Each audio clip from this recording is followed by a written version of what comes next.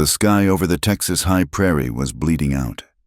Hannah Miller pulled the heavy barn door shut, the wood groaning against the wind that had started to pick up.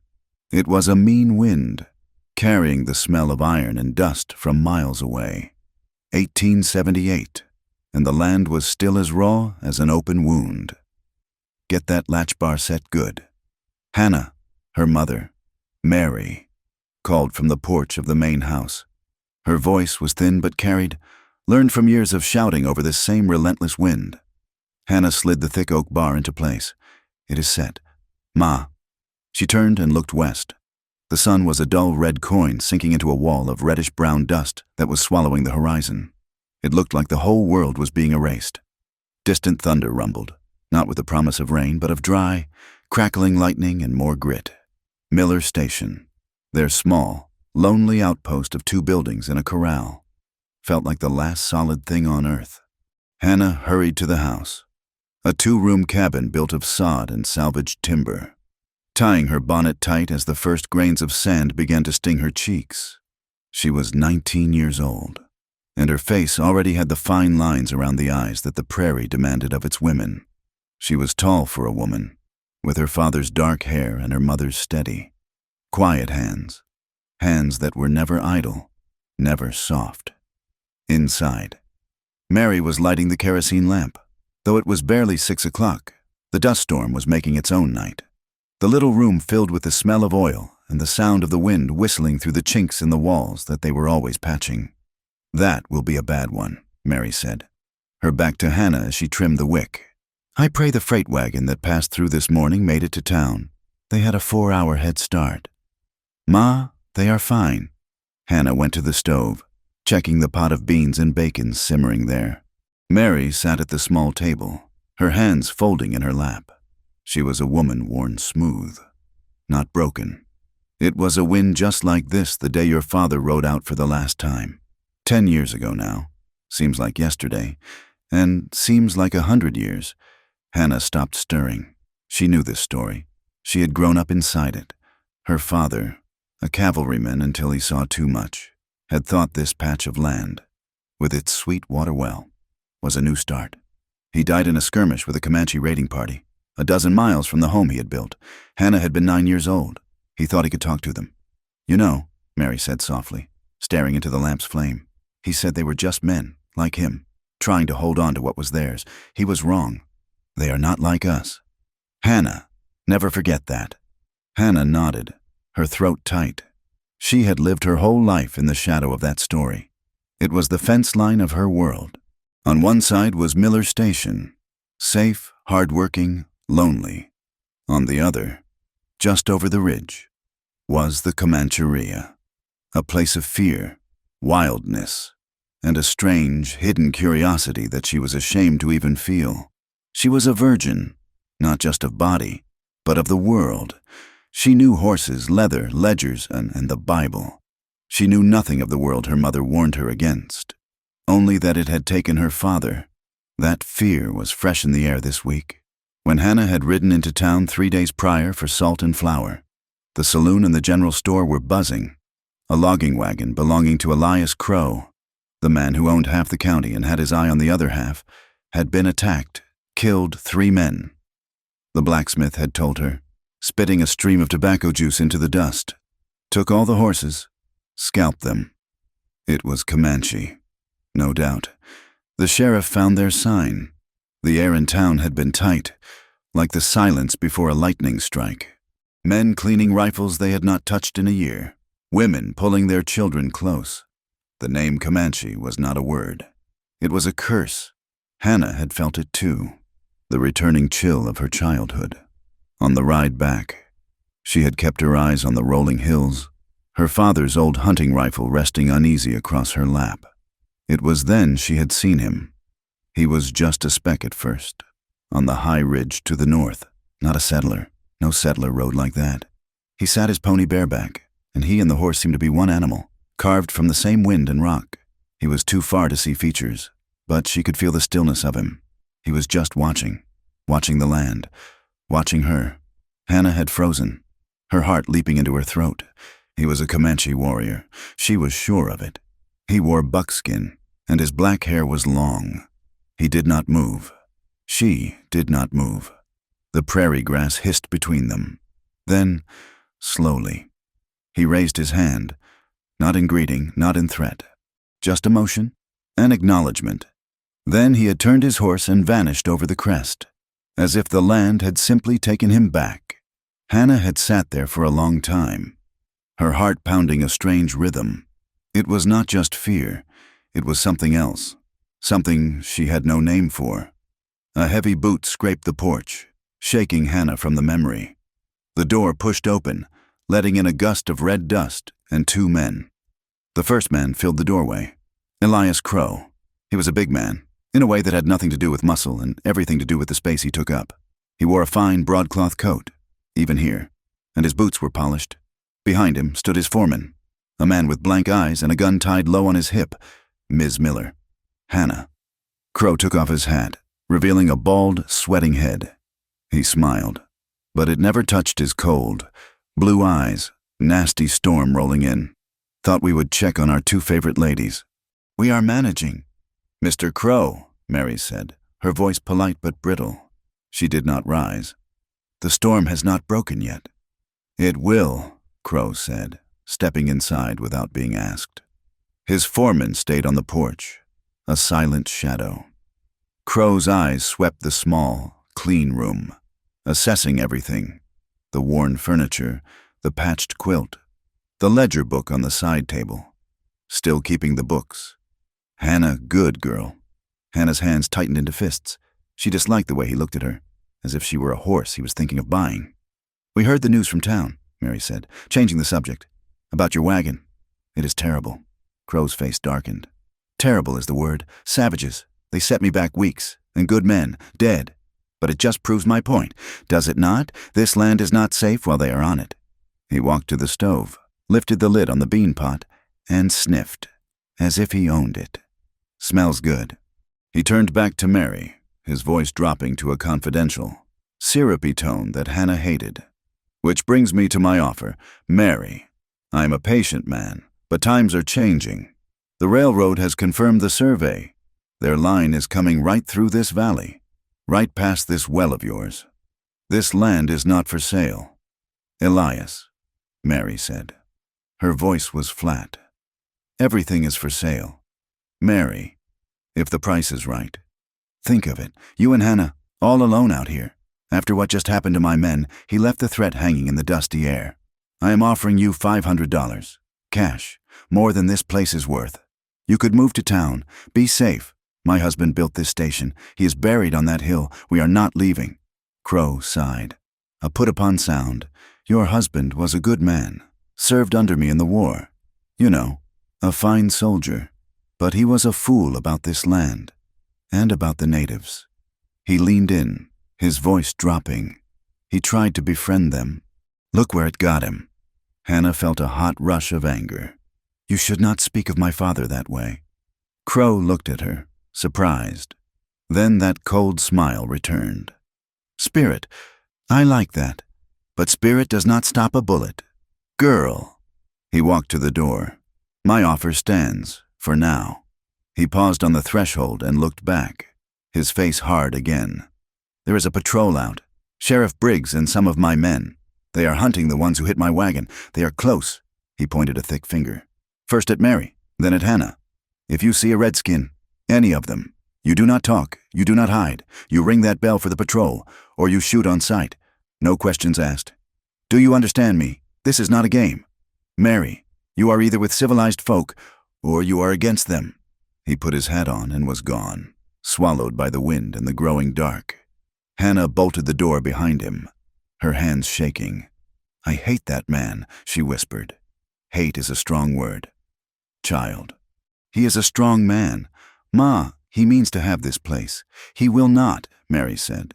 But the conviction in her voice was thin. The wind howled, rattling the one window. Later that night, the storm passed, leaving the air washed clean and cold. The beans were eaten, the dishes cleaned. Mary was asleep in her curtained-off bed, her soft snore a comfort. But Hannah could not sleep. She slipped out of the cabin. her father's heavy coat over her nightgown. The stars were out, a million pinpricks of brilliant, cold light. The prairie stretched out in every direction, a vast, dark ocean. She walked to the corral, leaning on the fence. The horses were restless, stamping and blowing in the clean air. She looked north, toward the ridge where she'd seen the Comanche man. She wondered what world was out there, beyond the one she knew. A world without ledgers and fences, without men like Elias Crow demanding she be one thing, while her mother demanded she be another. She felt a sudden, sharp ache, a yearning for something she could not name, a freedom like a wild horse, a freedom she had only glimpsed from a distance. She shivered, pulling the coat tighter. But her mother's words came back. Savages.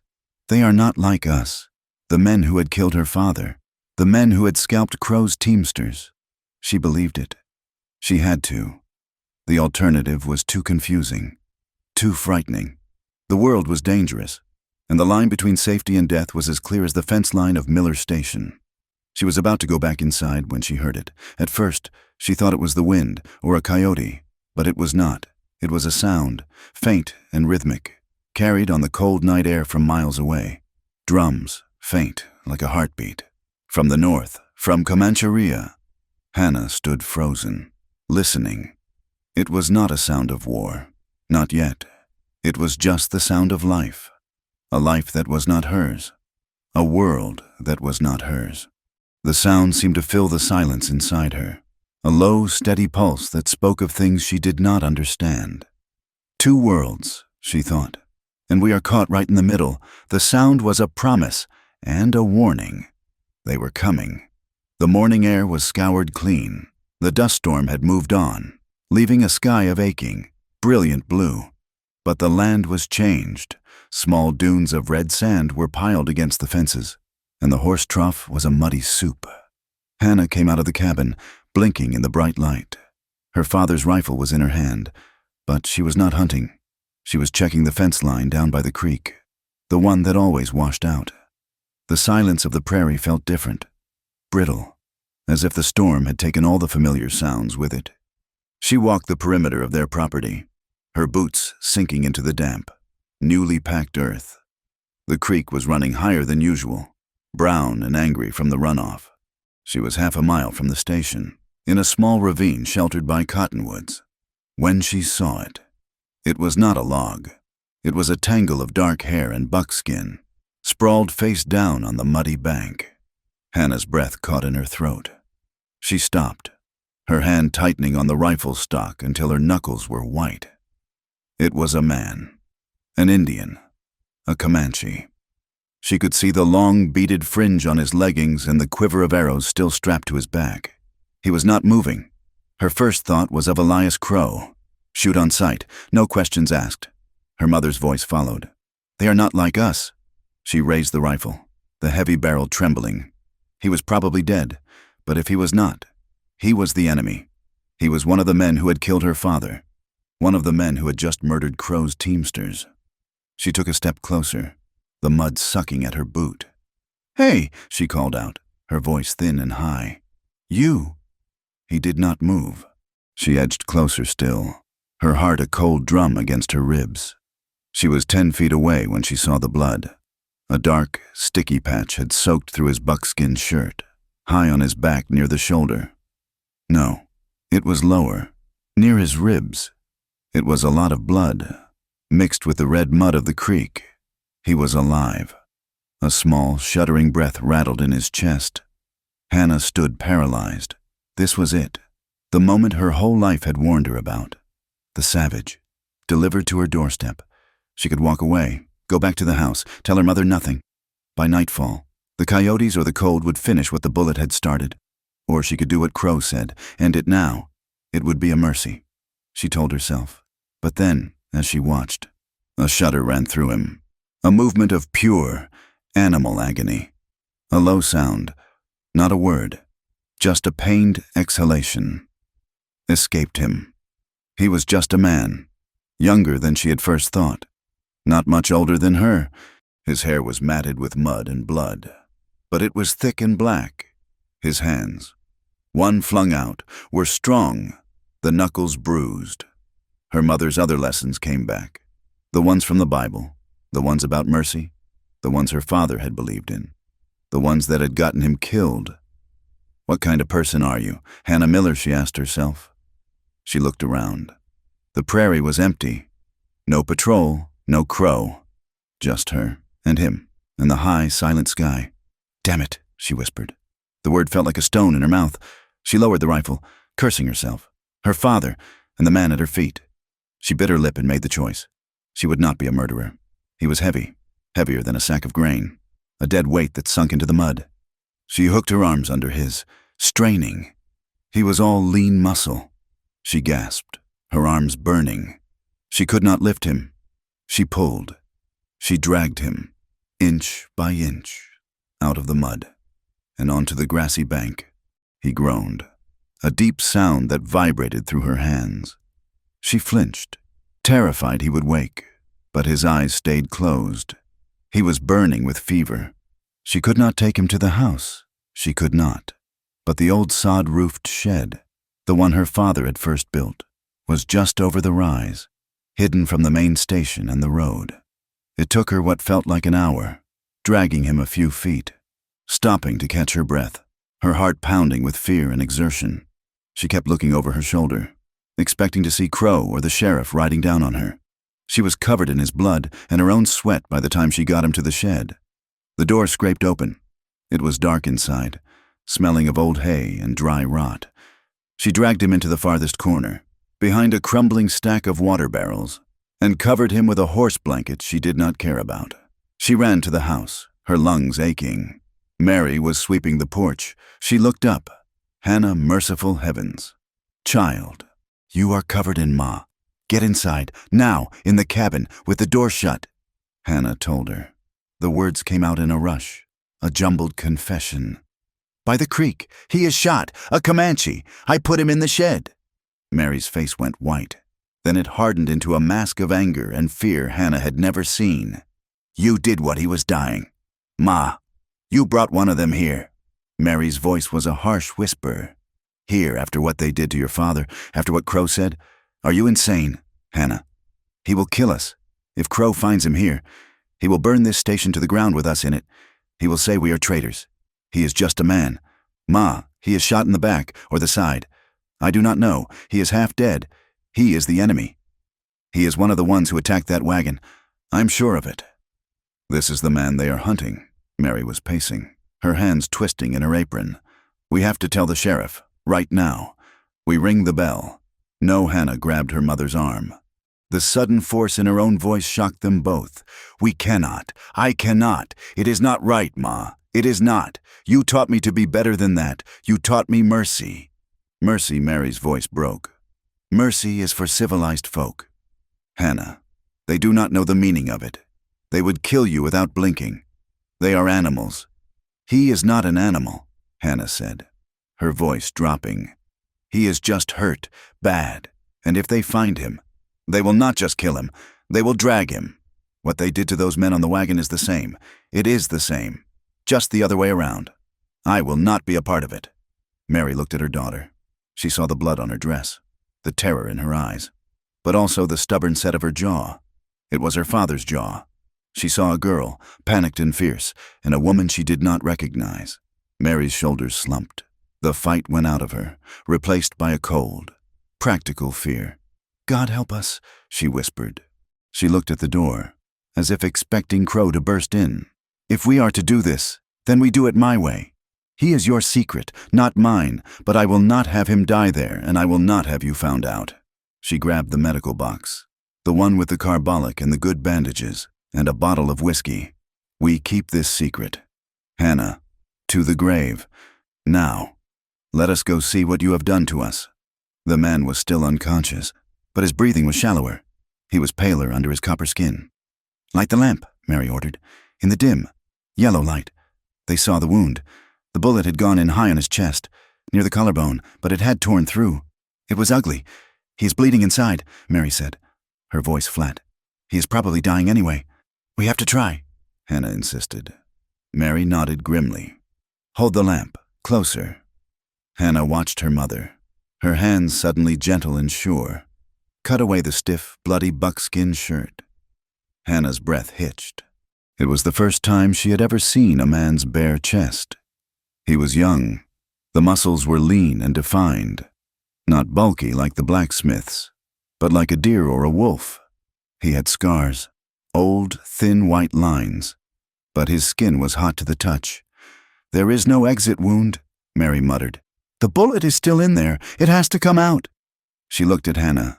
"This is going to be terrible. Hold him down. He is not moving." "Ma, he will." Mary poured whiskey over the wound.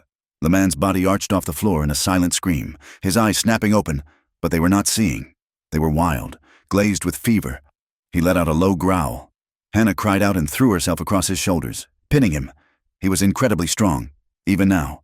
He fought her, his muscles bunching. "Hold him! Hannah, hold him!"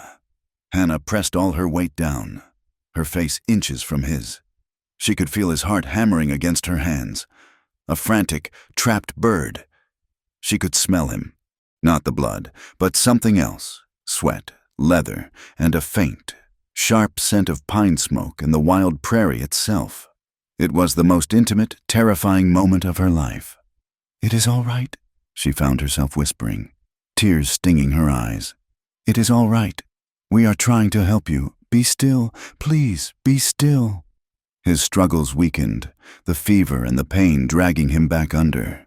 He began to murmur, the words thick and guttural Comanche, then a few words of broken English, gasped between breaths. "No water, it is Red Tuka." He called the name again. "Tuka, brother, run," he moaned.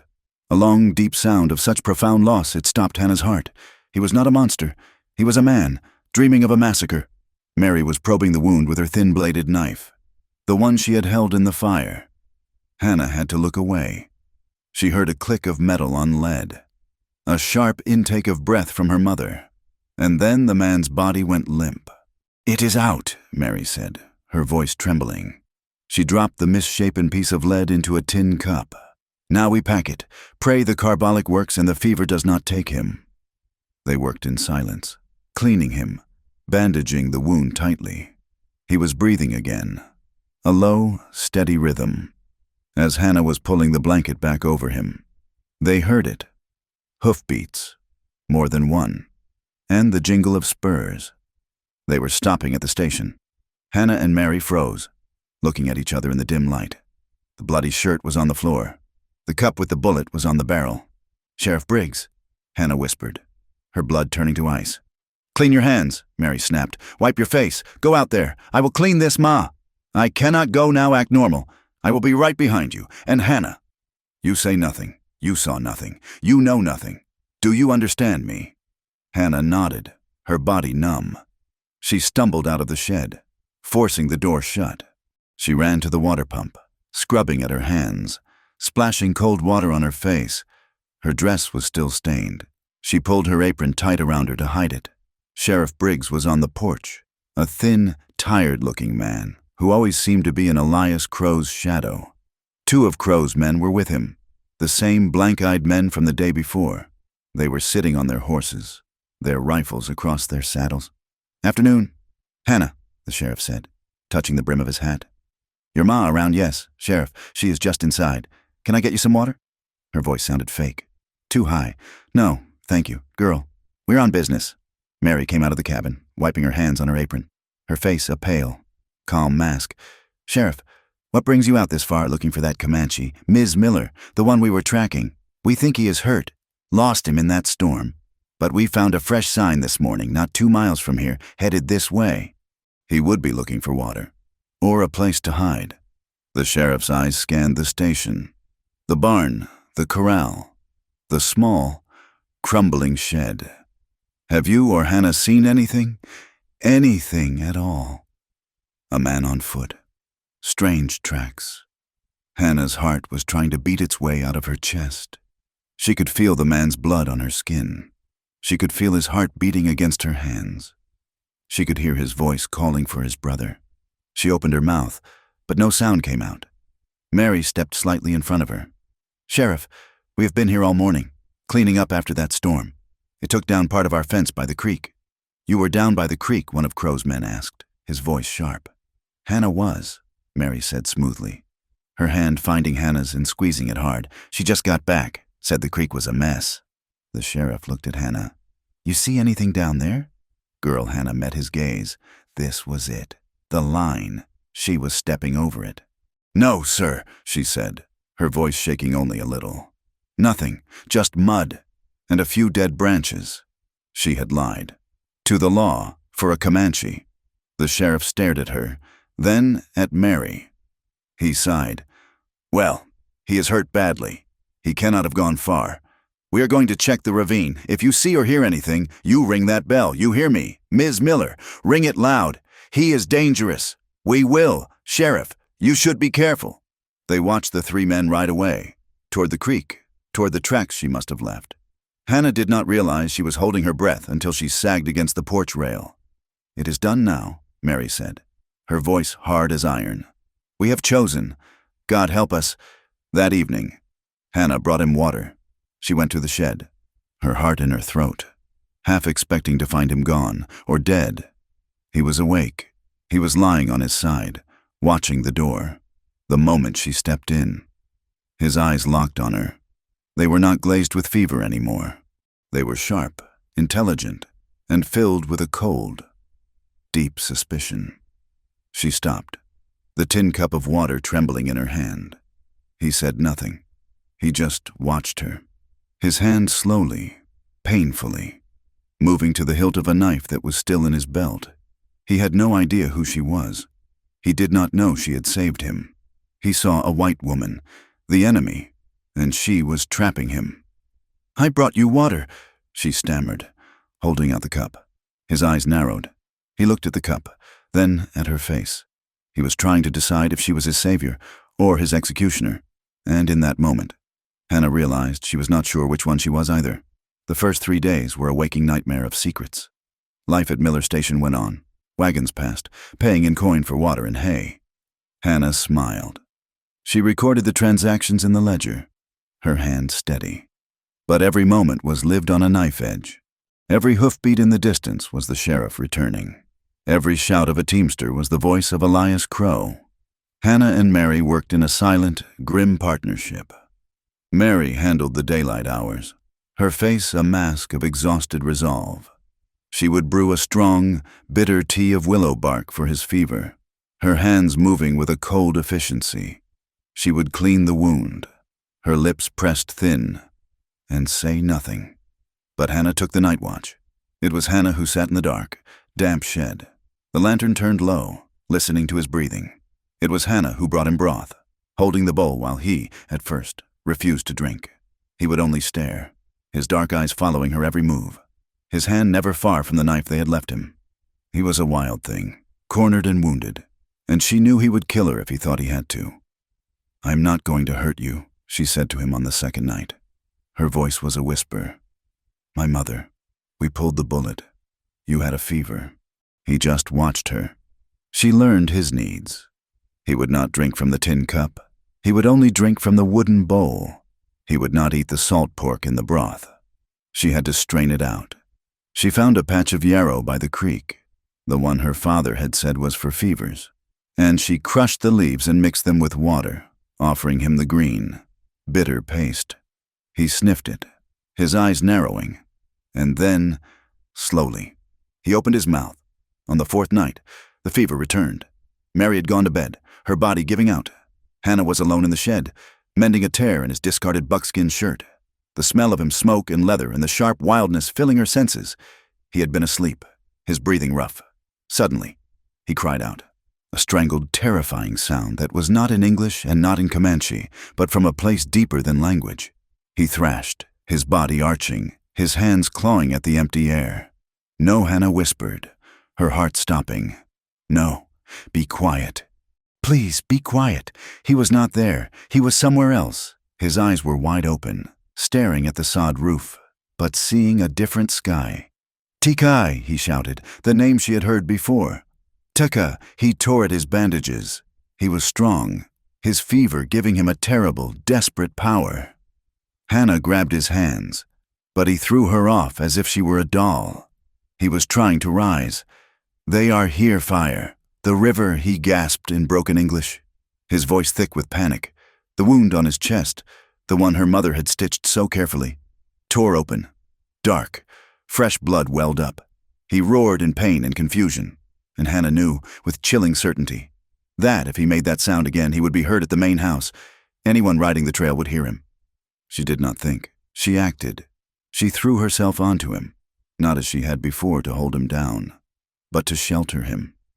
She pinned his shoulders with her arms, her body pressed against his, her face close to his ear. "Hush," she commanded, her voice shaking but fierce. "You are safe.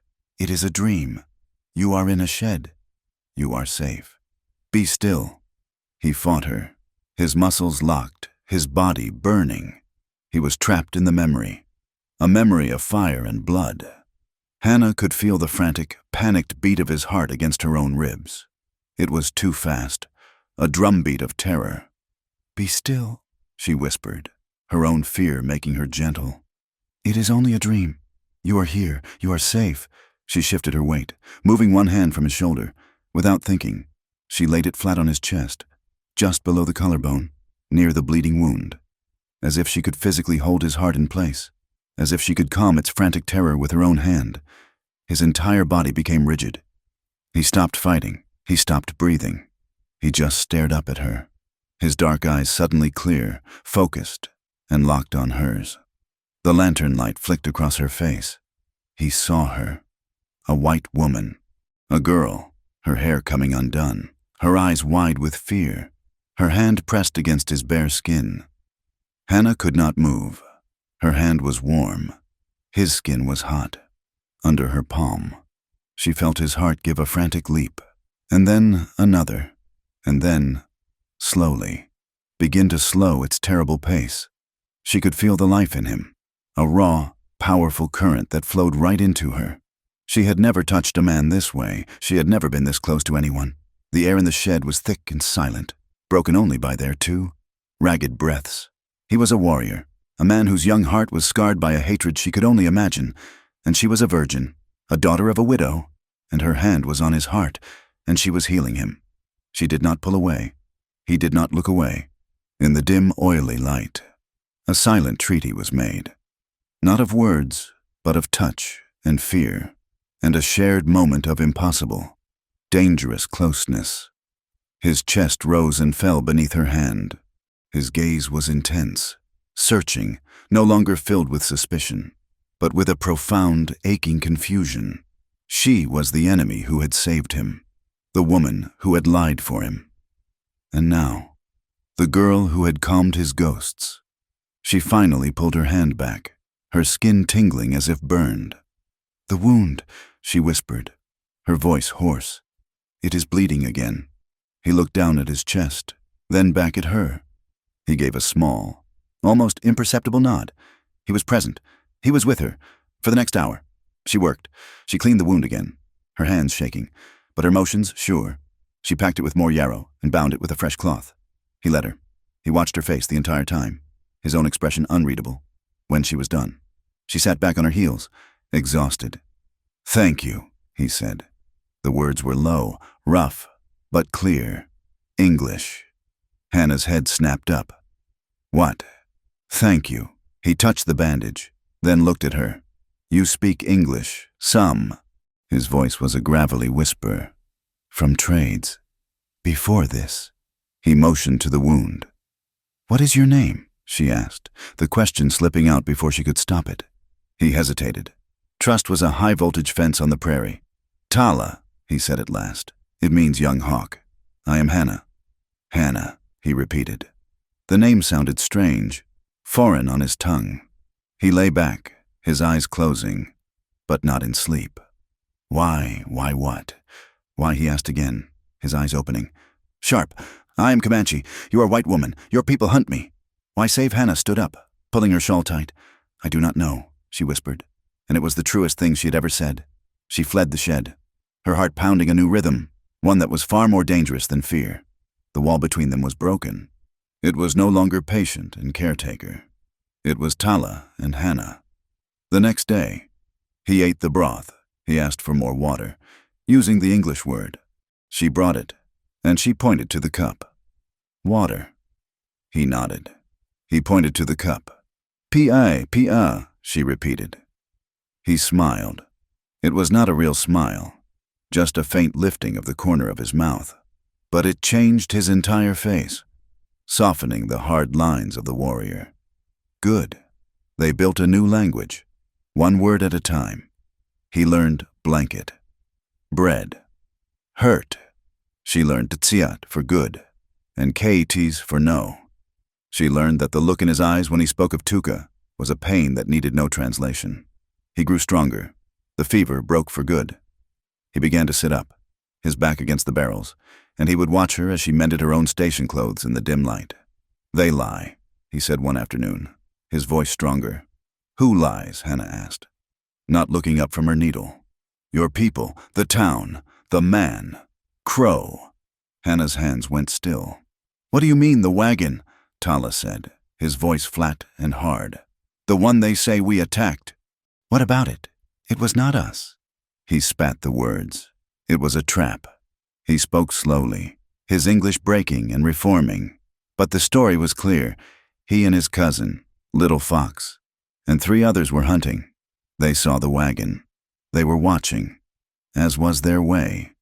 Then, other riders, white men, he was sure, but they were dressed in pieces. A feather here, a leather shirt there, dressed like Comanche. They shot at the wagon, Tala said, his eyes dark with the memory. And then they shot at us. They wanted us to fight. They wanted to make a story. Evidence. His party had fled. He had been hit by a bullet. He was separated from the others. He had ridden until his horse died. And then he had walked. And then he had fallen by her creek. Hannah stared at him, her mind racing. A setup. White men dressed as Comanche. It sounded impossible. It sounded like a desperate lie. But then, she remembered Elias Crow's face, the way he had pushed his way into her home, the way he looked at her land. The railroad is coming. Why, she asked. Why would he do that, land? Tala said, as if it were the simplest answer in the world. He wants the land. He wants an excuse. He wants the soldiers to come. He wants to wipe us clean, to sweep us away. A cold dread settled in Hannah's stomach. If what he said was true, then the entire town was living a lie that had already cost lives, and was meant to cost more. 2 days later, Tala stood. He was shaky, his face pale, but he was on his feet. The warrior was returning. He walked the small confines of the shed like a caged wolf. I leave, he announced that evening, when she brought his food. You cannot, she said, panicking. You are not strong enough. The wound will open. I am strong enough. He looked at her, his face a mask. You have helped. Now I go. It is not safe. For you, for your mother. He was right. But the thought of him leaving, heading out into the prairie where Crow's men and the sheriff were still hunting, terrified her. Where will you go home? To my people. To warn them. He looked at her, and his gaze softened for a moment. I'm afraid. To stay. Afraid of what of being found, no, he said, looking down at his own hands. Afraid of this. This place. This is soft. He looked back at her, and she knew he was not just talking about the shed. He was talking about her. Before she could argue, the sky ripped open. It was not a gentle storm. It was a high plains cloudburst. The wind hit the shed like a fist, and the rain came down in solid, deafening, dark in the middle of the afternoon. Thunder cracked directly overhead, rattling the very ground. You cannot go in this, Hannah shouted over the roar. The creek will be a river. You will be shot by lightning, or you will drown. He stood at the small, cracked window, watching the deluge. The world outside was gone, erased by a gray wall of water. He was trapped. He struck the wall with his fist, a single sharp blow of frustration. You will stay, Hannah said, her voice firm. At least one more night, until this passes. He turned, and in the strange, gray light of the storm, he looked at her. He gave a single, sharp nod. The storm raged all night. They sat in the shed, the lamp casting wild shadows, the roar of the wind and rain a constant thunder. The enforced closeness was more intimate than any touch. They had nothing to do but talk. Your father, he said, his voice quiet in a lull. Your mother said he died. Comanche. Hannah flinched. Yes, 10 years ago, I'm sorry, he said. He was a cavalryman. She said, needing to fill the silence. He did not want to fight you. He thought you could live together. He was a fool, my mother says. He was not a fool, Tala said. He was just early. He looked at his hands.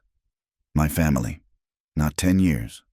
1 year. It was not soldiers. It was men, like Crow.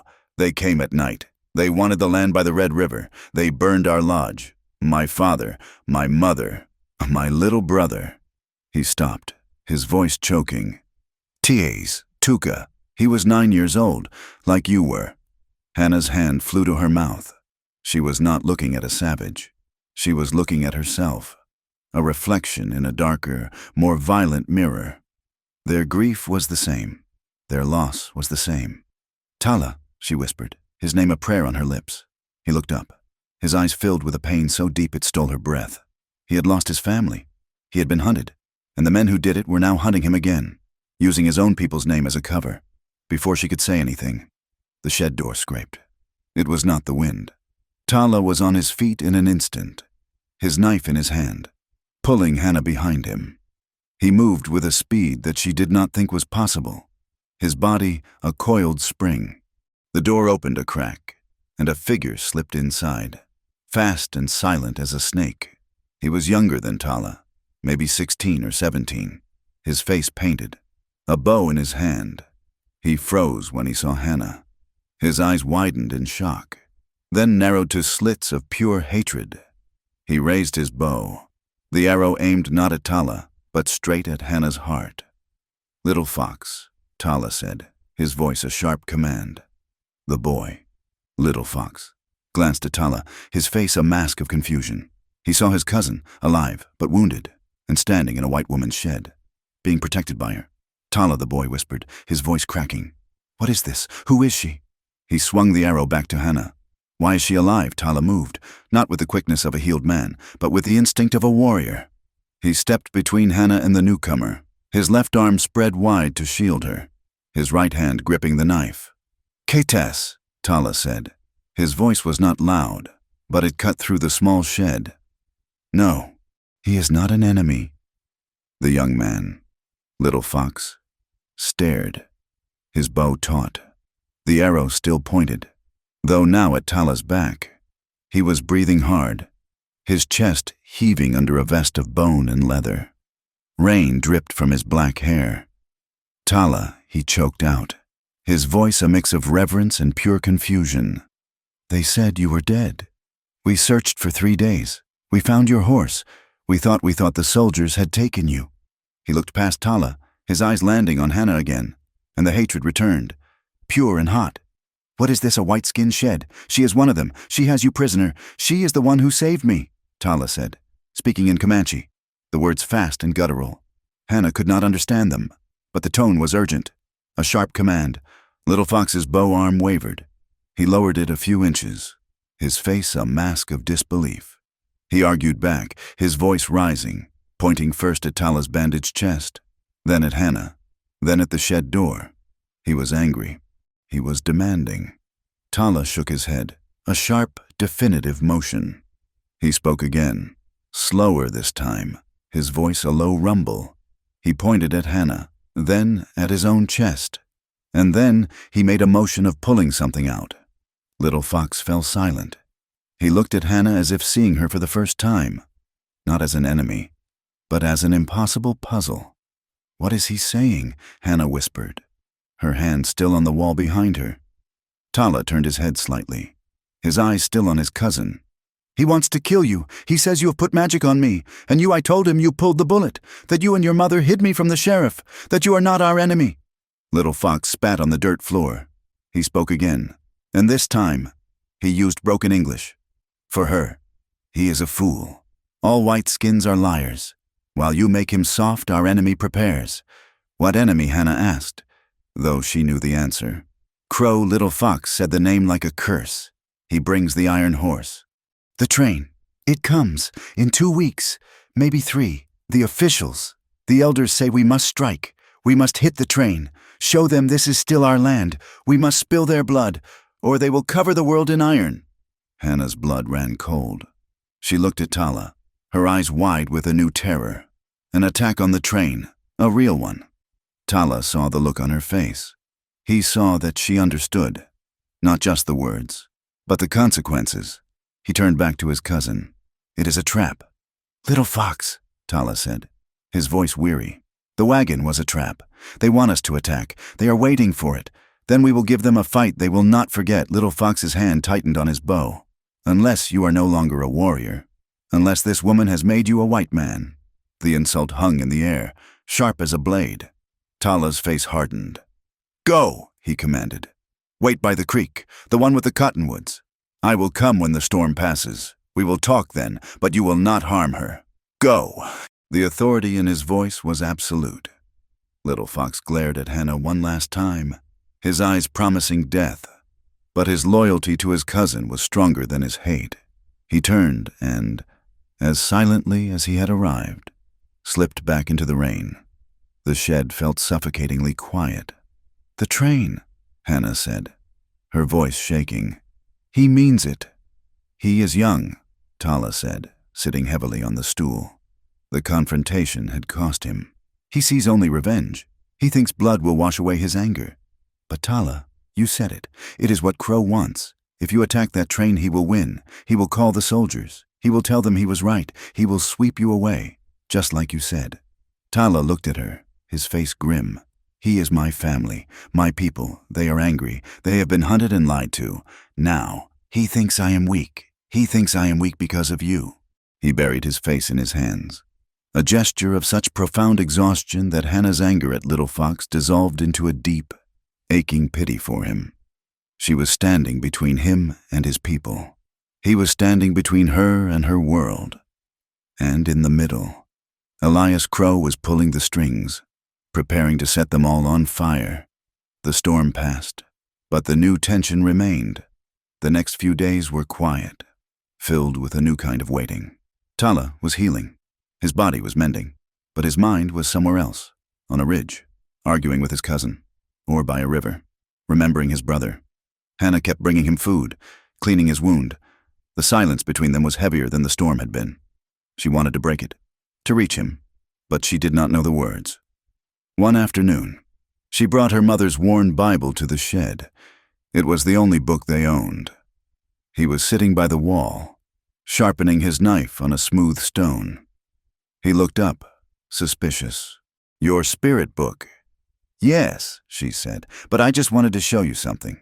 She was not sure what she was doing. She just felt that words were the only bridge left. She sat on the floor, a careful distance away, and opened it. She pointed to a word. "Fear," she said, her finger tracing the letters. "Fear. It is what I felt when I found you. It is what I feel when Elias Crow is here." He watched her finger, then looked at her face. He said a word in Comanche. "Quasina." He nodded. "I know this word." She turned a few pages. "Searching. This one." She pointed again. "Trust." She looked up at him. "This one is harder." Tala stopped sharpening his knife. He looked at the word. He was silent for a long time. "There is no easy word for that," he said. "It means to stand beside in the dark, or to not see with suspicion." He said a phrase, long and flowing. Hannah tried to repeat the first sound, "Natisa." It was a clumsy, foreign sound on her tongue. She shook her head, frustrated. "I cannot say it." Tala watched her, the shadow in his eyes lifting just a fraction. She looked down at the page again, her finger landing on another line. "Hope," she whispered.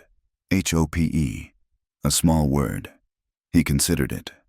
"Tua," he said. "Tia, it means the new sun, the sun that comes after the night." He said it again. "Tua." The sound was from deep in his chest. "Tua." She tried. It sounded like a cough. A small sound escaped him. It was not a grunt or a word. It was a chuckle, a short, rough, surprised sound. It shocked them both. He had not made a sound of lightness since he had arrived. Surprised. Hannah looked up, and a real relieved laugh bubbled up from her own chest. "I sound like a sick chicken." Tala's smile was not a smile. It was just a faint lifting of the corner of his mouth. But his eyes were bright. The heavy, dark weight that always surrounded him was gone. Just for a second. The laughter faded, leaving a warm, clean silence. They just looked at each other. A strand of her dark hair, damp from the humidity, had fallen across her cheek. Without thinking, his body moving on an instinct older than words, Tala reached out. His hand was rough, the knuckles scarred, the fingers long. He did not touch her skin. He did not dare. He just caught the stray strand of hair, his fingers brushing it, and tucked it back behind her ear. Hannah froze. His touch was a shock, more powerful than the thunder. It was not the desperate grip of a fevered man. It was deliberate. It was impossibly gentle. His hand grazed her temple, and he pulled it back fast, as if he had touched a hot stove. He stared at his own hand. She stared at him. The air in the shed, which had been cleared by their laughter, was suddenly thick again, charged with something new, something that had nothing to do with fear, and everything to do with hope. The world outside intruded 2 days later. Hannah was in the yard, scattering grain for their 4 chickens, when she heard the horses. It was not 1 or 2 riders. It was a group. Tala, hidden in the shed, heard it too.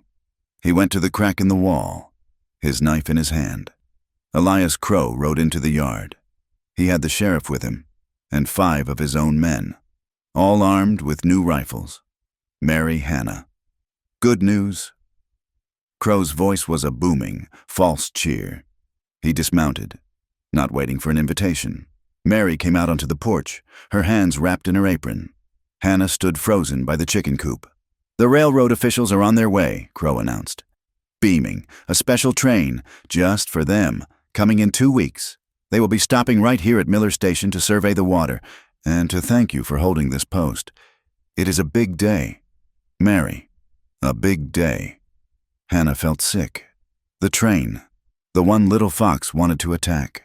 "This means," Crow continued, his voice turning to iron, "that security is my top priority. I am posting men all along this ridge, and I am authorizing a reward." He looked straight at Hannah, his cold blue eyes pinning her. $100, in gold, for any man who brings in one of the savages who attacked my wagon. Dead. Alive is only worth $50. $100. It was more money than Hannah had ever seen. Enough to buy a new herd, a new wagon, a new life. That means if you see anything. "Girl," Crow said, his voice dropping, "you ring that bell on the porch, loud and clear. $100 would go a long way for a widow and her daughter. A long way." Mary was white as a sheet, but she kept her voice steady. "We always keep our eyes open. Mr. Crow, this is our home." "Good."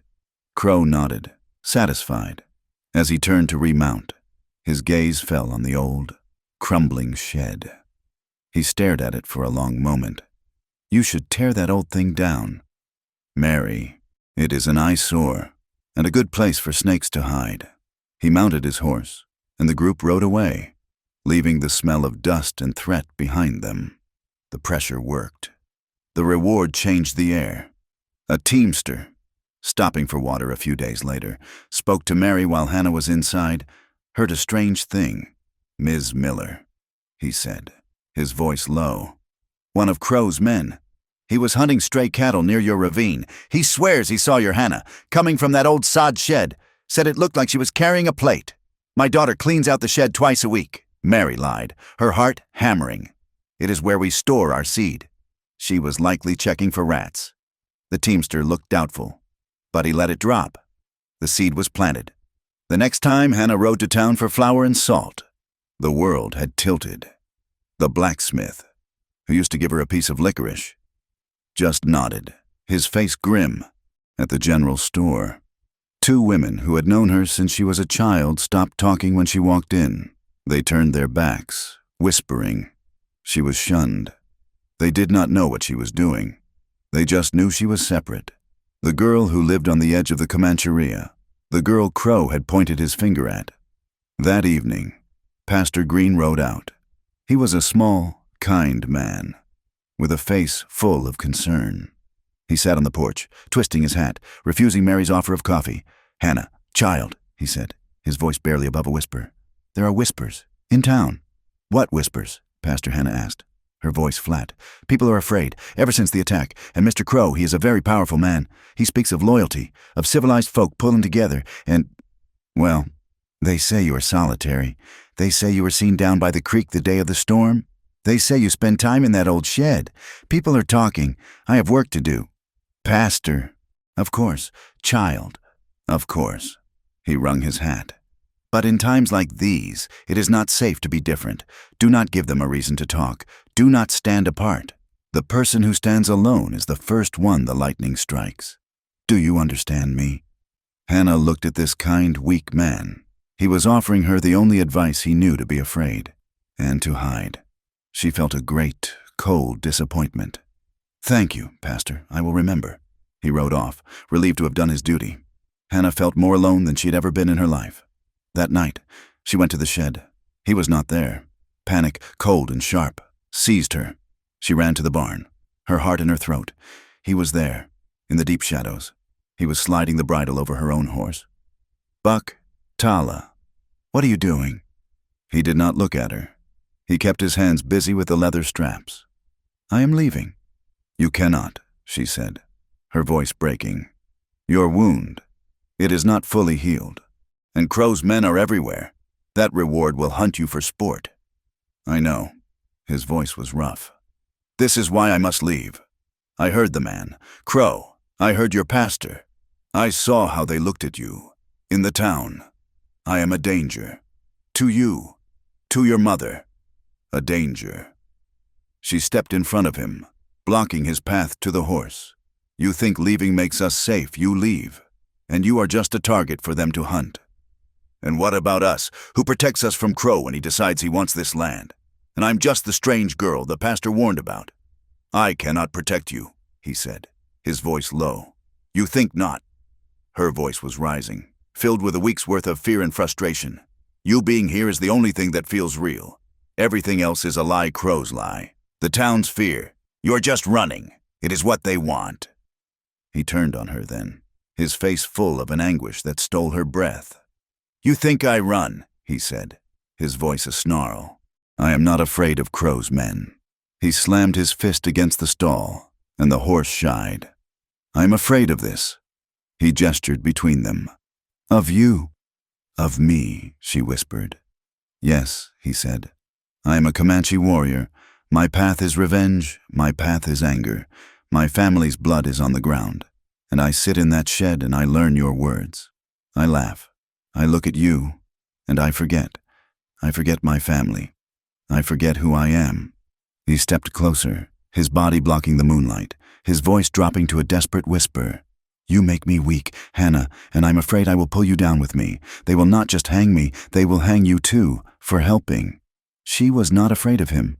She saw the truth. He was not weak. He was terrified of the one good thing he had found. She raised a hand, not to his chest this time, but to his face. She wanted to touch the scar she knew was on his heart. You are not weak. Tala, she whispered, you are human. He leaned into her touch, his eyes closing for just a second. His own hand came up, covering hers, pressing it to his cheek. The barn was silent, the air thick with everything unsaid. He looked at her mouth.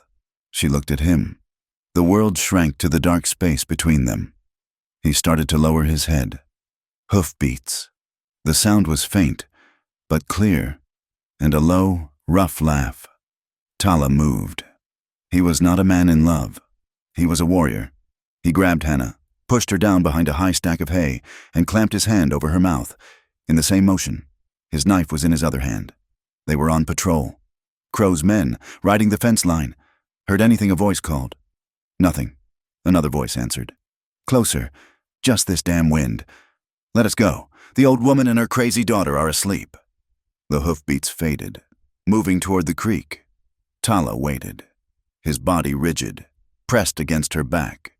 He waited for 1 minute, 2, slowly. He released his hand from her mouth. They were both breathing hard, the adrenaline, and the other, softer feeling, colliding and breaking. The moment was gone. He stepped back, his face grim in the shadows. Go inside, he said, his voice a harsh whisper. Lock your door. He slipped past her, out of the barn, and vanished into the night. Hannah was left alone in the hay, her heart breaking, not sure if he was running from Crow or from her. He had not gone. For 2 weeks, the prairie held its breath. Tala had not returned to the shed. Hannah did not know where he was. He had vanished after that night in the barn, but she could feel him. He was out there, watching. She knew he was. He was waiting. So was Elias Crow.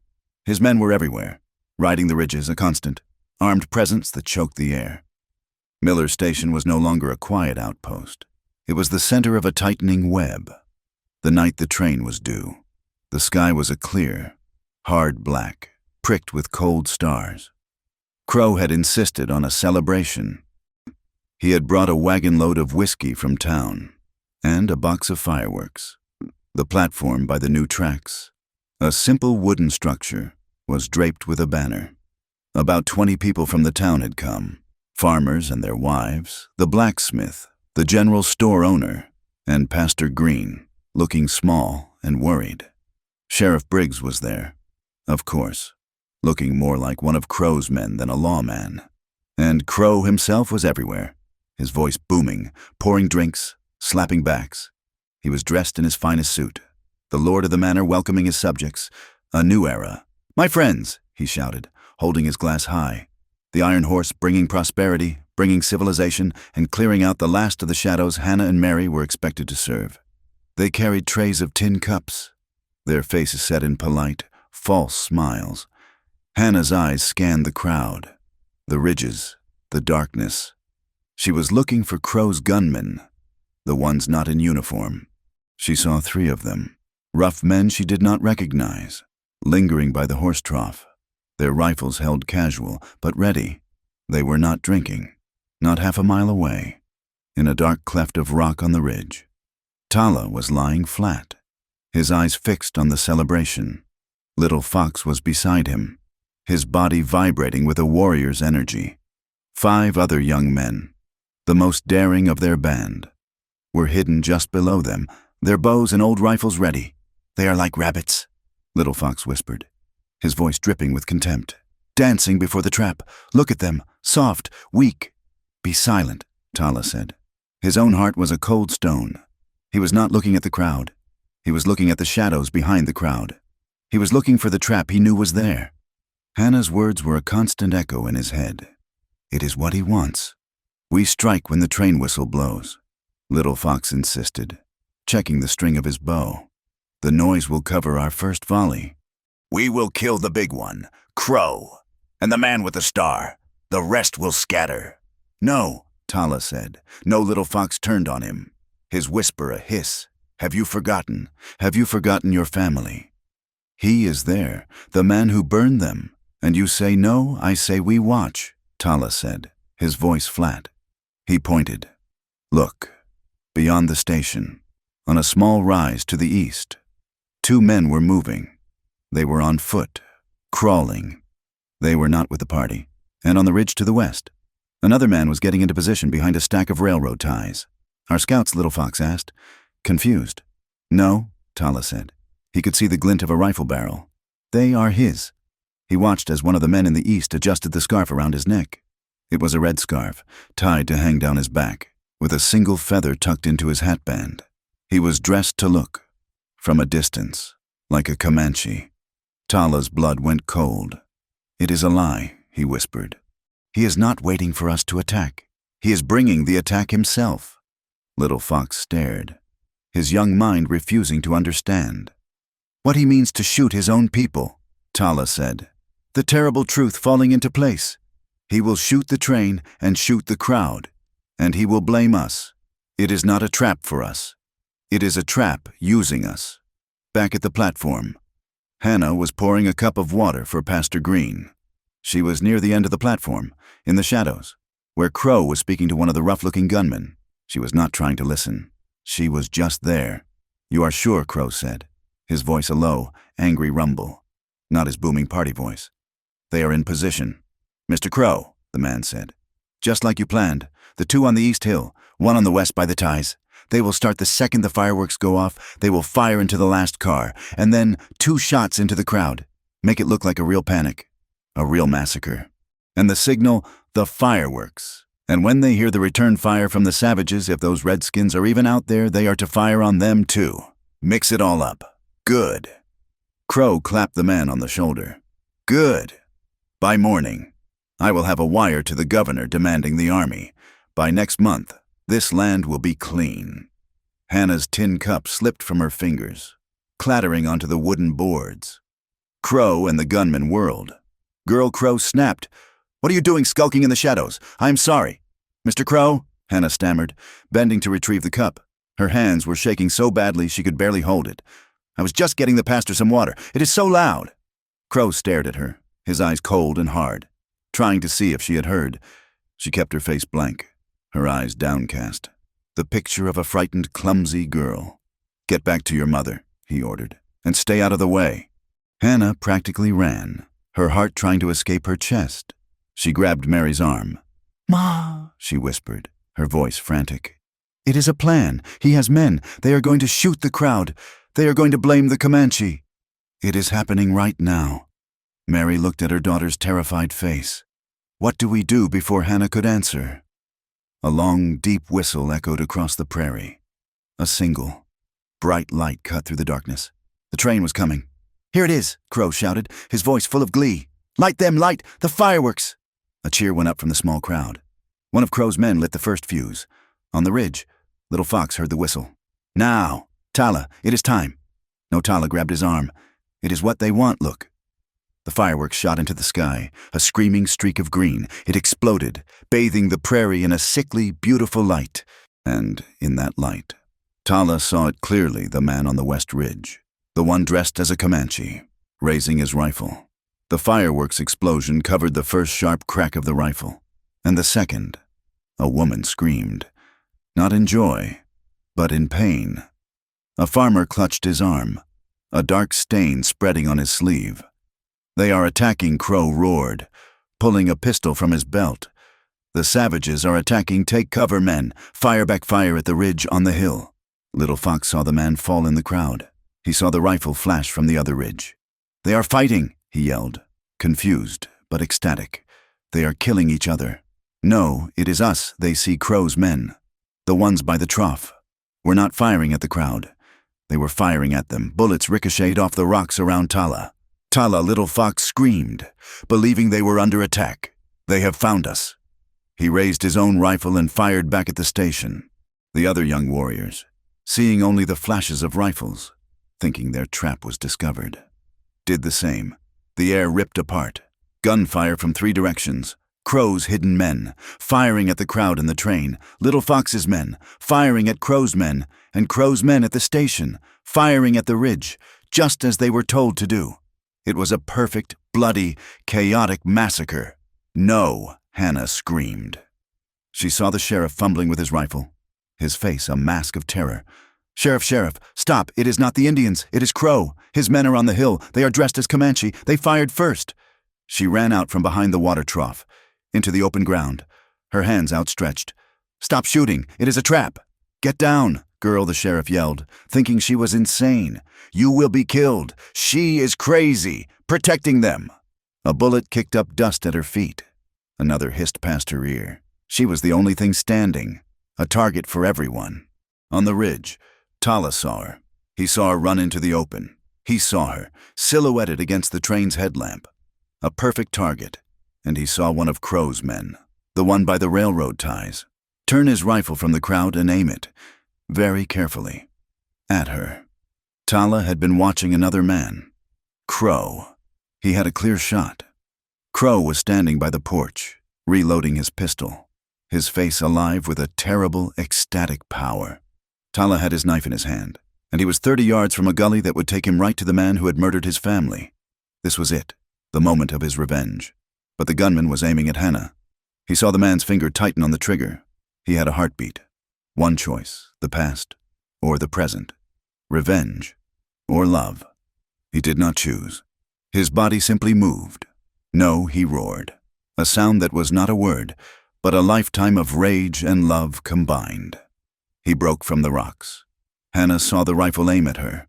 She froze, her one desperate act of courage turning to ice. A shadow slammed into her, throwing her to the ground with the force of a buffalo. It was Tala. He had covered 50 yards in a time that was not human.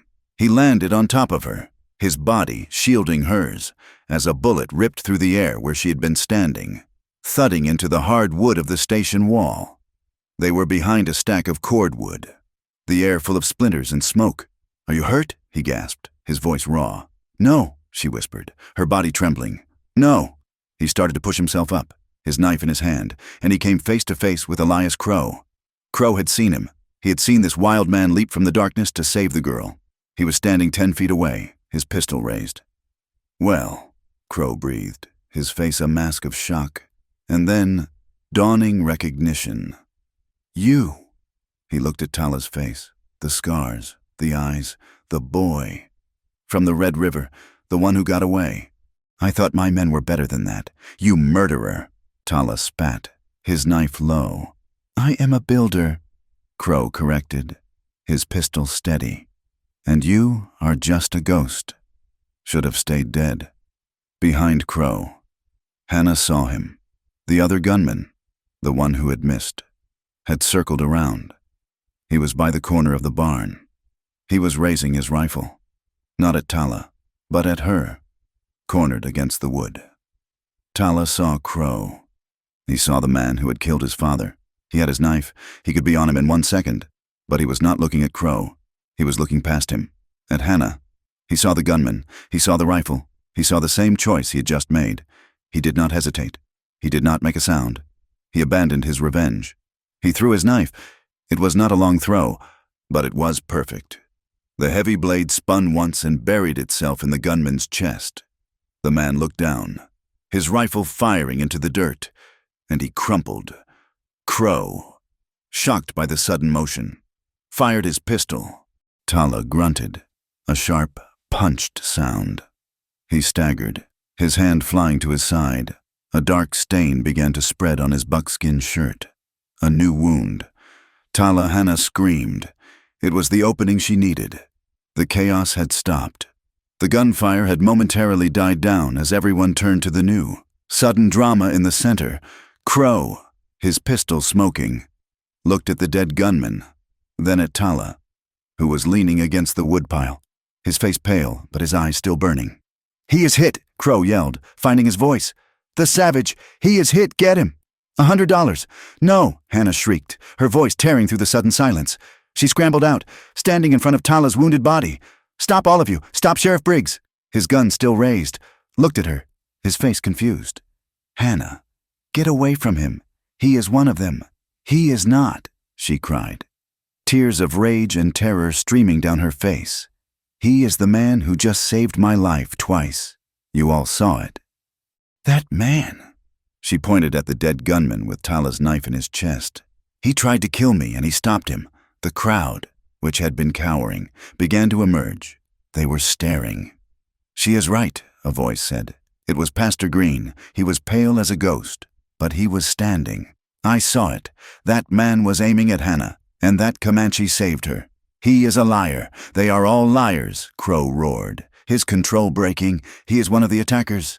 Look at him. He is a savage." "Then why?" Hannah shouted, her voice ringing out. "Is that man," she pointed again at the dead gunman, wearing a farmer's boot? "Why is there a red scarf in his pocket, not tied on his head? Why is his rifle a new repeater, just like yours, Mr. Crow, and not an old bow?" The crowd murmured. They looked at the dead man. They looked at Crow. They looked at the sheriff. "That is enough," Crow bellowed. "Sheriff, I am ordering you arrest that savage and arrest this woman. She is a traitor." Sheriff Briggs looked at Crow's face, purple with rage. He looked at Hannah, her face smeared with dirt, standing guard over a wounded Comanche warrior. He looked at the dead gunman and the 2 new rifle beside him. He looked at Pastor Green, who was nodding, his eyes firm for the first time in his life. The sheriff was a weak man, but he was not a fool. He had seen it. The entire town had seen it. He was holding a gun, and for the first time, he was not sure who he was supposed to be aiming at. The silence that followed the gunfire was heavier than the noise itself. It pressed down on Miller Station like a physical weight, suffocating the wind and the crickets. The air was thick with the acrid smell of black powder smoke and the copper tang of fresh blood. On the dusty ground between the train tracks and the water trough, 3 bodies lay still. 2 of them were the men Elias Crow had hired, the ones who had dressed in buckskin and feathers to stage a massacre. The third was a young Comanche warrior, no older than 18, who had fallen in the first confused volley of bullets. He lay on his back, his unseeing eyes fixed on the stars that were indifferent to the violence of men. Hannah Miller did not look at the dead. Her entire world had narrowed to the man gasping for breath in her arms. Tala was slumped against the cordwood stack, his hand pressed tight against his side. Dark blood seeped between his fingers, staining the buckskin shirt that was already stiff with old sweat and dirt. Hannah pressed her own hand over his, pushing down hard. It is not deep, she told herself, her mind racing with a frantic, clinical detachment. It hit the rib. It glanced off. Please God, let it have glanced off. Tala grunted, his teeth clenched in a grimace of pain, but his eyes were open. They were locked on hers, dark and burning with a fierce intensity. He was alive. Around them, the town was waking up from a trance, the farmers and their wives, who had been cowering behind the wagons and barrels, began to stand up. They looked at the dead gunman with the red scarf. They looked at the repeater rifle lying next to him. And then they looked at Elias Crow. Crow stood by the porch steps, his pistol still in his hand, though it hung uselessly at his side now. His face, usually flushed with confidence and power, was pale and slick with sweat. He looked like a man who had stepped off a cliff and was waiting to hit the bottom. It was a mistake, Crow said. His voice was loud, too loud for the quiet night. It cracked with desperation. My men, they were confused. The savages attacked. You saw it. You all saw it. We were defending the station. No one answered him. The silence stretched out, damning and absolute. Sheriff Briggs slowly holstered his gun. He walked over to the body of the gunman Tala had killed with his knife. The sheriff knelt, his knees popping in the quiet. He reached out and pulled the red scarf from the dead man's pocket. He held it up. It was a cheap piece of cotton, dyed bright red, the kind sold in the general store for pennies.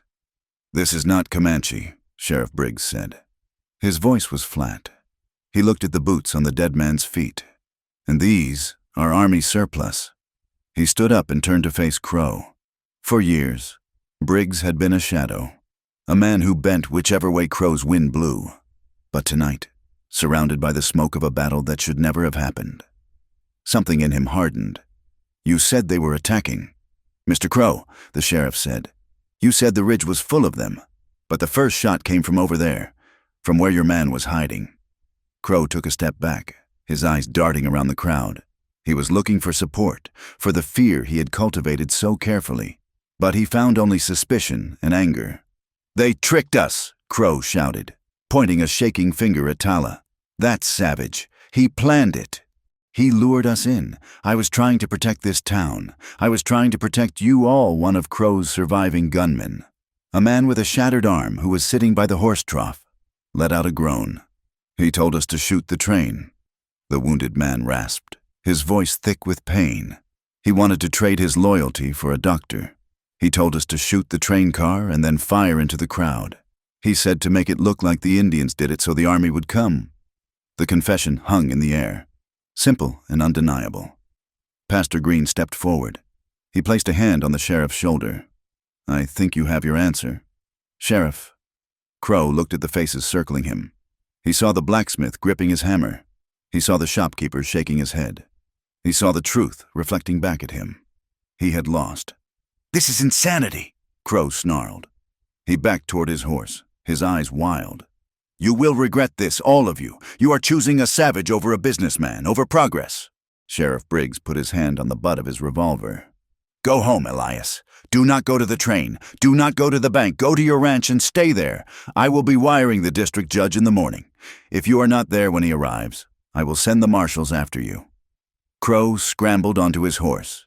He cast one last look of pure venom at Hannah and Tala, a promise of future violence, before he spurred his mount and galloped into the darkness, followed by the 2 hired hands who could still ride. As the sound of hooves faded, the tension broke. Hannah did not watch him go. She was weeping. Tears streamed down her face, cutting tracks through the dust and soot on her cheeks. She was not hiding them.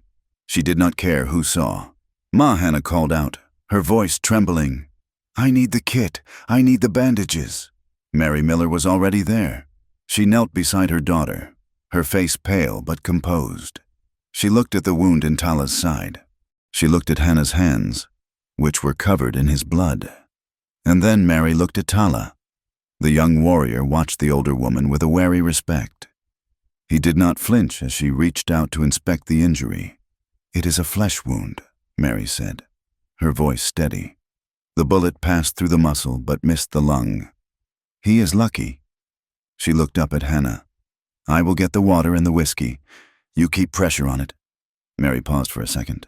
She reached out and brushed a lock of hair from Hannah's forehead. Her touch was gentle. "You are doing fine. Hannah, he will be fine." Hannah let out a sob of relief, leaning her forehead against Tala's shoulder. He flinched slightly at the contact, but then he raised his hand, heavy and slow, and rested it on her hair. It was a claim. It was a protection. And right there, in front of the pastor, the sheriff, and the entire town of Miller Station, the virgin daughter of the widow wept over the Comanche warrior she loved. The sun rose on a changed world. The light was gold and harsh, revealing the scars of the night. The train had moved on hours ago, the officials too frightened to stay, leaving only a cloud of steam and a promise to investigate. A makeshift council was held in the trampled dirt of the station yard. On one side stood the town representatives, Sheriff Briggs, looking tired and old, Pastor Green, clutching his Bible, Mary Miller, standing straight and tall, and Hannah, her dress ruined, standing beside Tala. On the other side were the Comanche. They had come down from the ridge at dawn, cautious and armed. An elder, a man with deep wrinkles and eyes like black stones, stood at the front. Beside him was Little Fox. Little Fox was not looking at the white people. He was kneeling beside the body of the young warrior who had died. He was rocking back and forth, a low, keening sound coming from his throat. He cut a lock of his own hair and placed it in the dead boy's hand. His grief was a raw, open wound that made the townspeople look away in shame. Tala stepped forward. He walked stiffly, his side bandaged under his shirt, but he held his head high. He spoke in Comanche to the elder, gesturing to the station, to the sheriff, and to the dead gunman. The elder listened. He looked at the dead boy, then at the sheriff. He spoke a few words in English, his voice like grinding stones. "Your man," the elder said, pointing to the dead gunman, "killed my son's son. He was not at war. He was waiting." Sheriff Briggs took off his hat. He looked at the ground. "I know. It was a crime, a murder. The man who ordered it has fled. But the law will find him. We were deceived." "Deceived," the elder repeated. "It is an easy word for you. It costs us blood." The sheriff looked up. "I cannot bring the boy back, but I can promise this. There will be no pursuit of your people today. No army will be called by me. I will write the report. I will say you defended yourselves against outlaws. It was a small thing, a piece of paper, but in the history of the territory, it was a mountain moving." Tala turned to Hannah. He spoke softly, so only she and Little Fox could hear. Little Fox stood up. His eyes were red-rimmed and full of a cold, hard anger. He looked at Tala. "You stood with them," Little Fox said, his voice shaking. "You stood in front of their gun. You saved the white girl, and Kotsa is dead." "I saved the girl because she is innocent," Tala said, "and I saved you, cousin. If I had let you attack the train, the soldiers would be here by noon. We would all be dead." Little Fox spat on the ground near Tala's boots. "You chose her. You chose her over his blood." He pointed to Crow's empty saddle. "You had the shot. You could have killed the leader, but you threw your knife to save her." "I did," Tala said simply. "Then you are not my brother today," Little Fox said. He turned and walked away, helping the other warriors lift the body of the dead boy onto a pony. Tala watched them go. His face was stone, but Hannah saw the pain in his eyes. He had saved her life, but the price had been his own standing among his kin. The meeting broke up.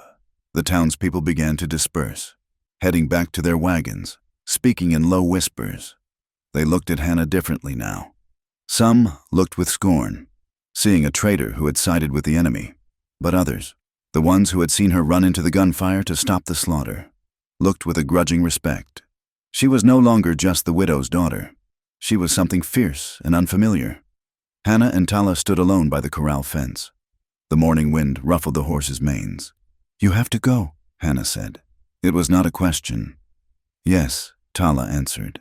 "The elder waits. I must go back to the village. I must explain. I must make peace with the family of the dead.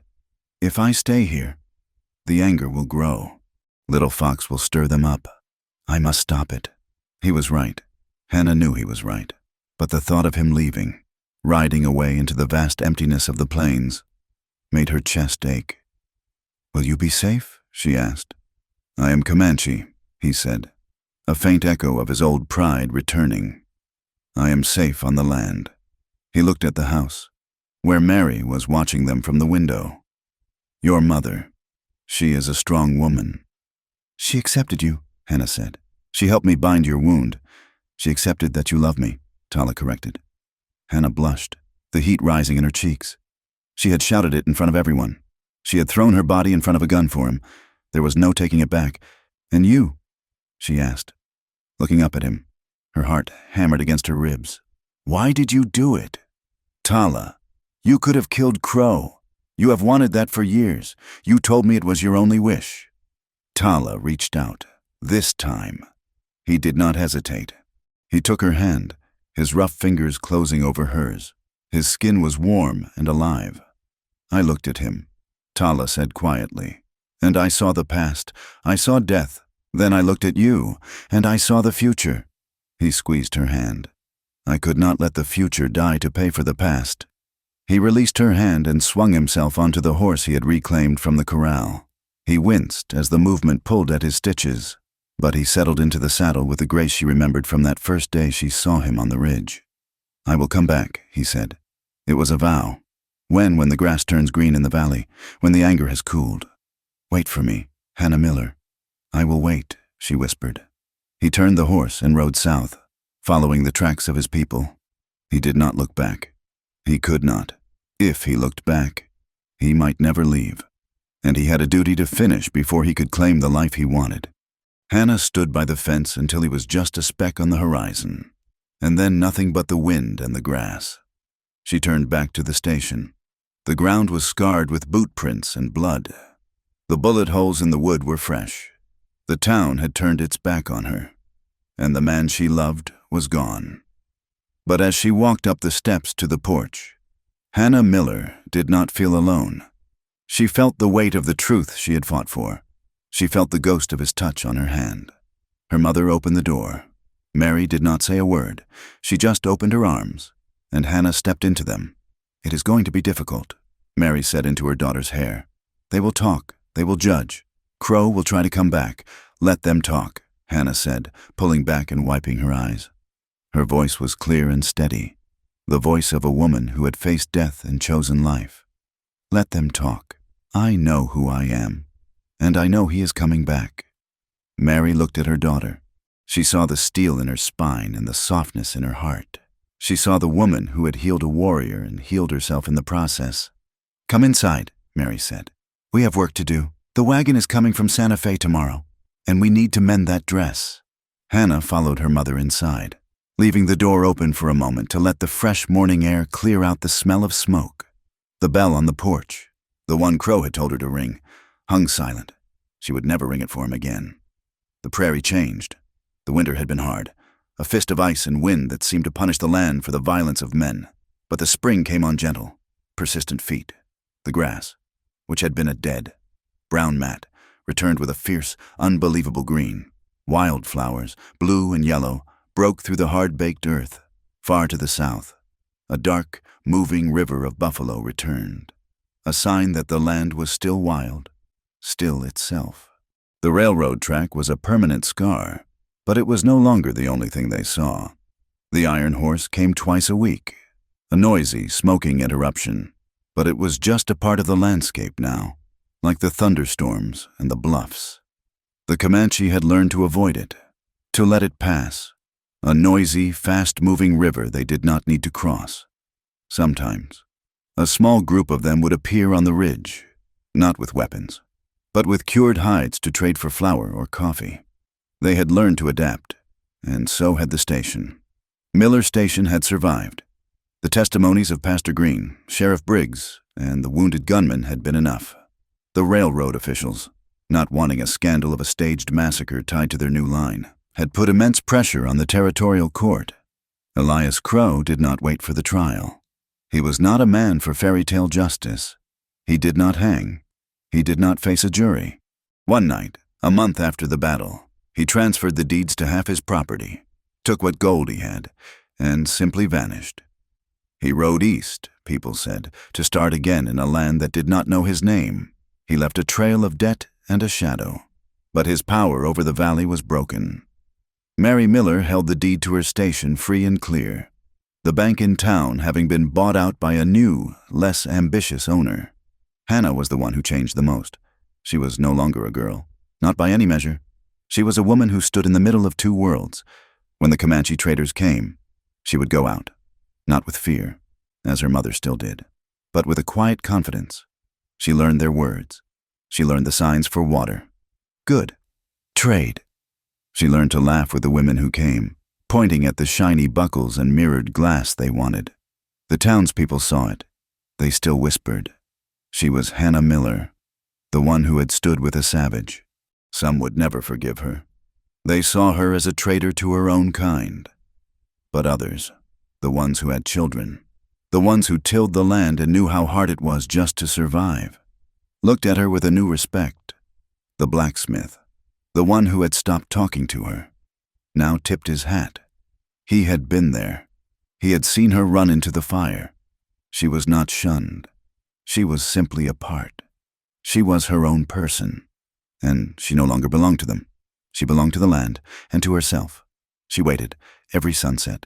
She would find a reason to be outside, checking the corral, her eyes drifting south, to the ridge where he had first appeared and where she had last seen him. The grass had turned green. The anger, she prayed, had cooled. It was a late afternoon in May. The sky was a high, cloudless blue, and the air smelled of warm dust and new clover. Hannah was bringing 2 buckets of water from the well when she heard the hoofbeat. It was not a patrol. It was not a wagon team. It was one horse, coming steady and sure. Not fast, but with purpose. She set the buckets down. Her heart did not leap. It just stopped, and then started again. A slow, heavy, powerful beat. He rode in from the south, just as she had known he would. He was not sneaking. He was not hiding.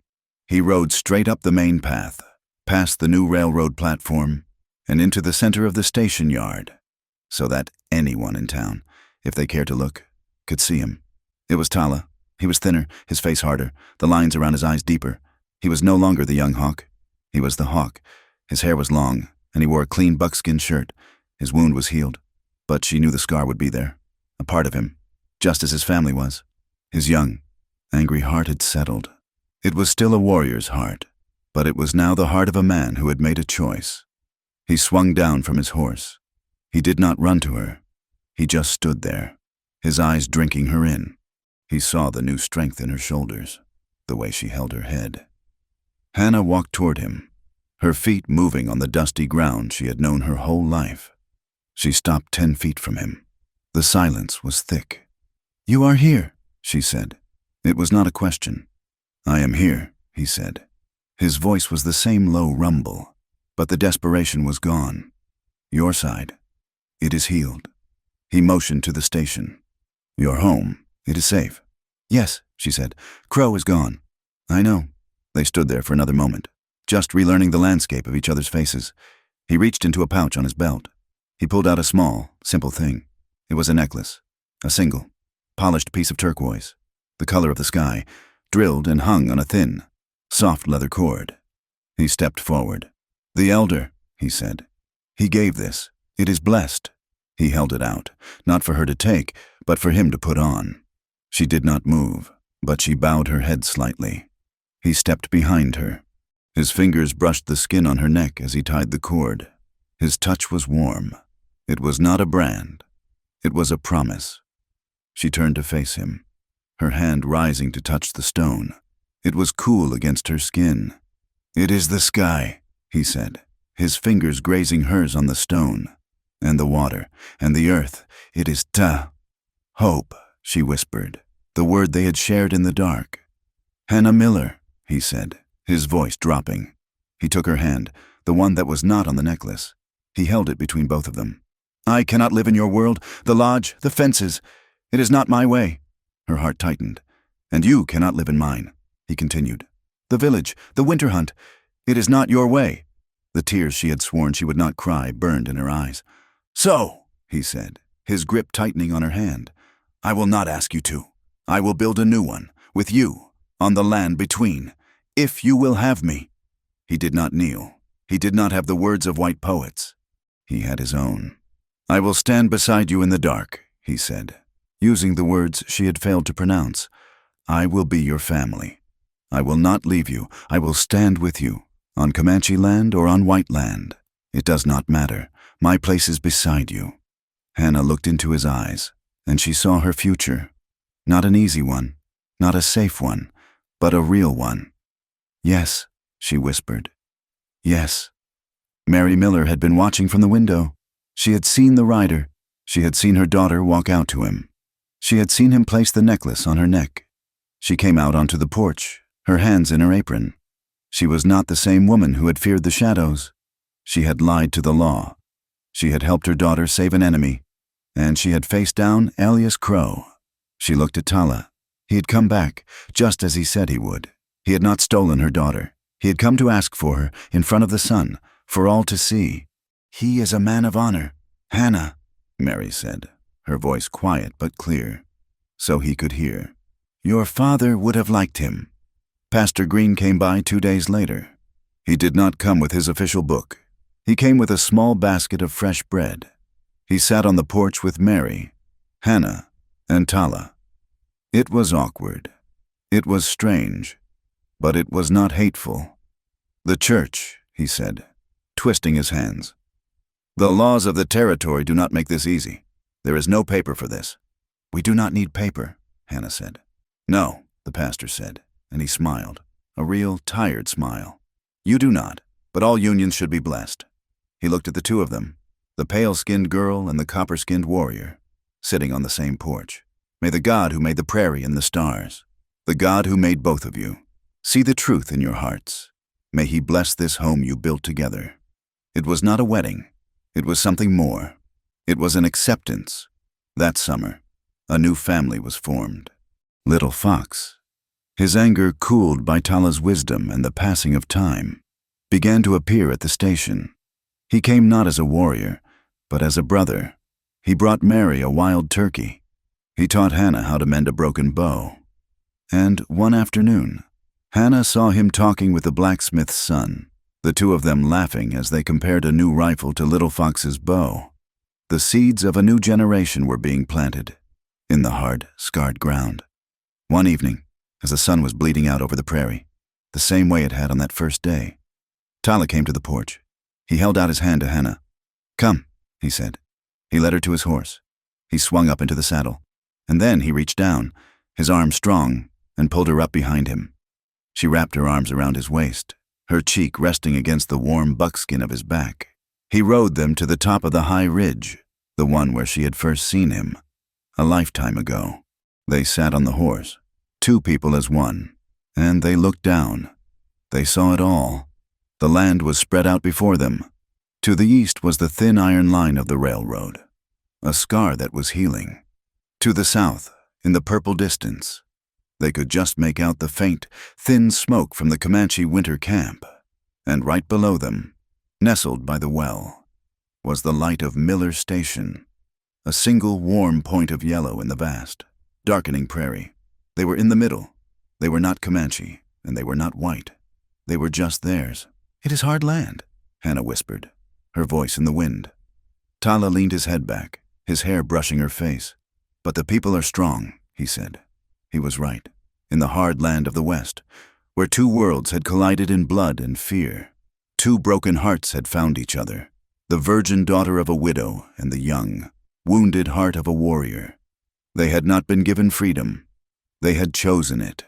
They had chosen not to let hate write their story, and together, they held on. their grip tight, as the first stars appeared above them. Thank you so much for listening to this story. We would love to know where you are listening from, so please drop a comment below and share your thoughts. If you enjoyed this tale, please consider subscribing to our channel, Wild West Tales, and give this video a like. And to help this story reach more listeners, please hit that hype button. Your support means the world to us.